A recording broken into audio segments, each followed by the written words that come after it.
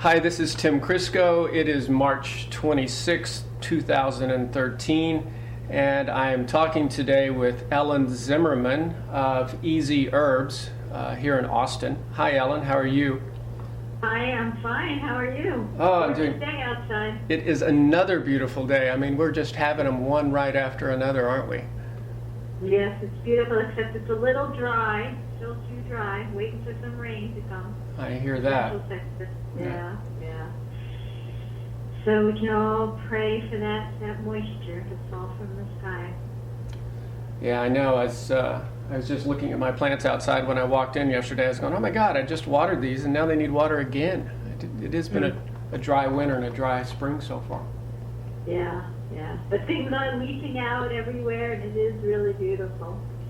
There's so many different colors of green when you're driving along and about all those different shades of green. It's so beautiful, so glorious. I know. That's this springtime. So, I tell you what, why don't we start off and you just maybe tell us a little bit about your business and what you do, perhaps how long you've been in Austin, just some general information. I think everyone would be really interested in that. Okay, well, I've been living in Austin for about 23 years, and in the mid-90s, I began to study with a master herbalist named Rosemary Gladstar. I'm a psychotherapist by profession. I've been doing that for 30 plus years and still do it part-time. But in the mid-90s, I was looking for something else to do, and I found Rosemary, and I started studying with her. And I've always loved plants and have been a very avid gardener, so I began an herb business because I was actually recommending herbs to my psychotherapy clients who were experiencing psychological problems like anxiety and depression and things like that. And I really hated to refer them to psychiatrists. So I would research herbs for them, and they work to some extent for many disorders. But anyway, I got more and more involved with the herbs. I fell down the rabbit hole, and now I'm doing the herb business 95% of the time and just a little bit of counseling. But those two professions really do go hand in hand, especially when I'm sitting down for an herbal consultation with someone, because the psychotherapy skills that I have really come in handy when I'm chatting with someone about an issue that they're experiencing. So I started Easy Herbs. I started at school first, actually, the Austin School of Herbal Studies, because at heart I am a teacher and a counselor, and I still am doing that very much. I have a big class this spring called Becoming an Herbalist. It's a two-part series. We meet in the spring for about 8 sessions, take a break over the hot summer, and then meet again in the fall and finish up the course. So I do that as well as different presentations around town and for different groups. And then I have a line of homemade natural herbal products. That's Easy Herbs. And I make products from many of the plants in my garden, not exclusively, but I grow a lot of stuff. I have a 4,000 square foot garden out here, and I grow a lot of the plants that do well in our environment. And I have a line of products, and I sell online. I wholesale to some stores here in Austin, and to people who just kind of come out and get stuff from me. So I have a line of products. I do classes, and I do herbal presentations and consultations, and that's Easy Herbs. Well, that should keep you pretty busy. That sounds like a full plate. It does. Absolutely does. So that you're talking about being a psychotherapist as well as an herbalist, and that brings up a question in my mind. I'm just wondering what do you think about? Obviously, you like herbs and they work well for what you're doing and combining the two disciplines, but. If you had a thought, why would someone choose to take herbs versus anything else? Any other maybe alternative treatment or a standard Western medicine treatment? What do herbs offer that are special for people? Well, you wouldn't take them instead of. I think a lot of people take them in addition to other disciplines that they're doing for different situations. Like herbs and massage, or herbs and psychotherapy, or herbs and acupuncture. You would take it along with other things. Oh, great point. As far as taking herbs instead of Western medicine, my belief system is, why not start first with a cup of tea or an herbal bath and see if that doesn't take care of your situation. And if it does, great. And if it doesn't, then you can go to the drugstore and get something you need, or go to the doctor for a prescription, or finally go for surgery. We have the best of both worlds today, and we can make smart, informed choices. But herbs are much more gentle on the body. They have very little side effects. They work long term to really change your tissues and your organs. They don't just deal with symptoms, but they work long term in your body to actually change the biochemistry of your body, so you become healthier, a healthier person. So it's really not a one or the other. I like to think of using herbs with a lot of different complementary medicines, including Western medicine. Great point. So, so you teach classes, and you're actually just now suggesting try a cup of tea, or maybe some herbs in a different way if you're feeling like you need something for a boost or a shift. What, we're just entering in, or actually springtime is actually already here, but what, if you could make a suggestion, what would be helpful for people right now to consider with the changes of the season? Do you have any suggestions about what herbs are good for this time of the year? Well, something we did in class last week, it was really fun. We harvested early spring plants that were popping up. Many of these plants people consider weeds, but they're really not.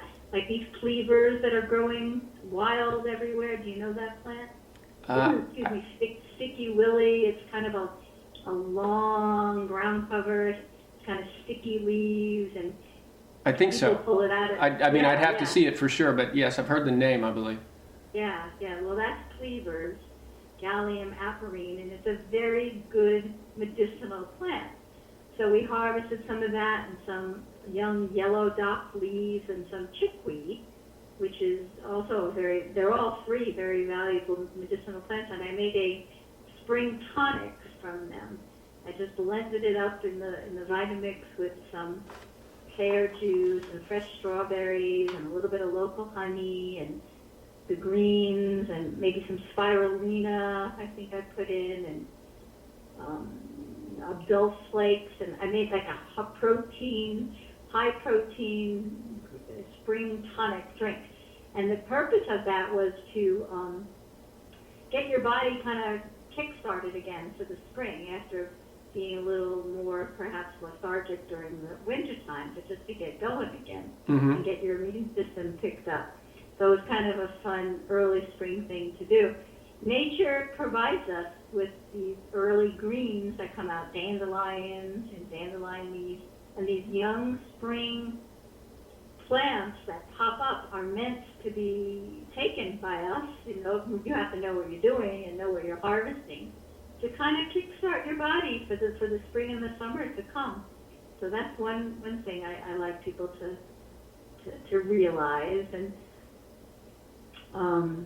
so it sounds like you do need a little bit of education. I mean, you don't want to just go randomly picking stuff and boiling it up. Exactly. Of course.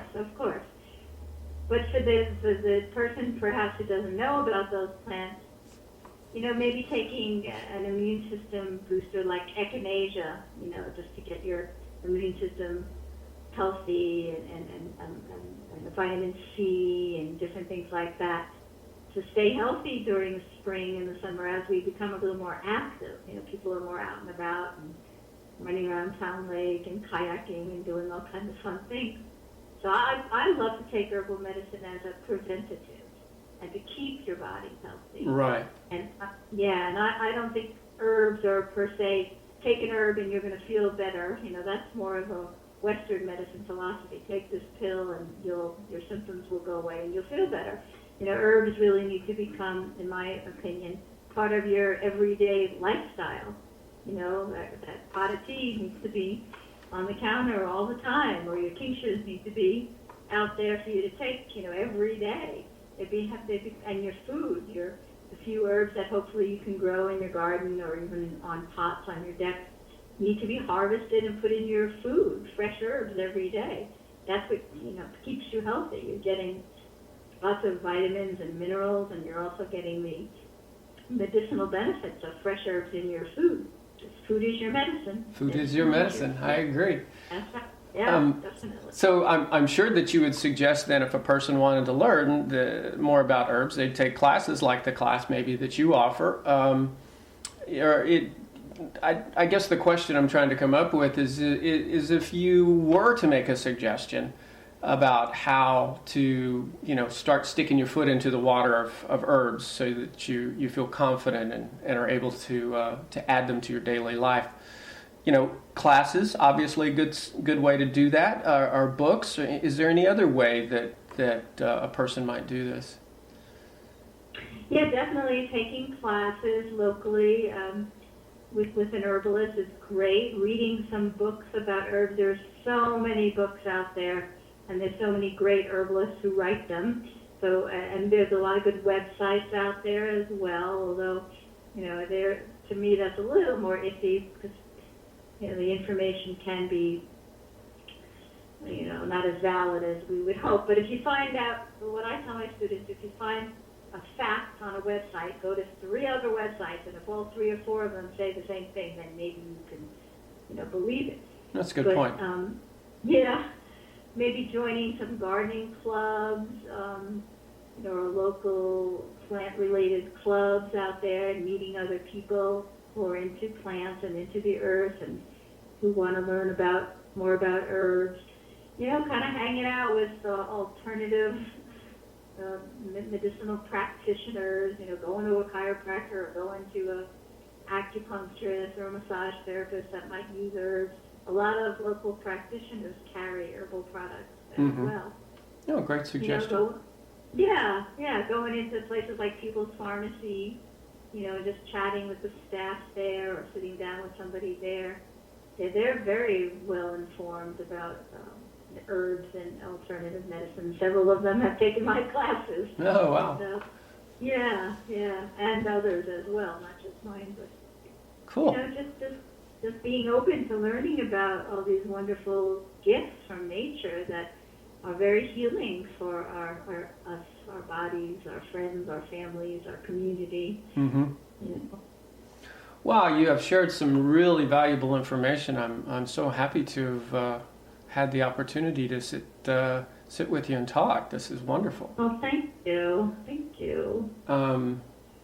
Is there anything else as we wrap this up that you'd like to share? Maybe there is, maybe there isn't. I just want to give you an opportunity before we close this out. I really I do have something. I really, really love to encourage people to if they're living in this environment, say in Central Texas, to take a look around them and see what's growing in their own environment, both naturally and what they can cultivate, and to begin, a real relationship with some plants on a very, deep, primitive kind of level, to grow something, to get some seeds, to put it in the soil, to take care of it, to nurture it, to help it thrive, and then to finally harvest it and maybe ingest it. And we have a symbiotic relationship with these plants. We help them, they help us, we help them. And it's a lovely spiritual journey, really, that one can take with the green world, with the plants. So that's what I love to encourage people to do, to perhaps grow some of their own plants in their own environment and begin a relationship with them and start using them and kind of see what happens from there. Wow, thank you so much for sharing that. That's amazing thoughts, amazing ideas. You're welcome. Well, Ellen, again, thank you so much for being here and sharing all this information. It's my pleasure. And hopefully we get to do this again, and I wish you to have a great day today and enjoy the sunshine. Okay.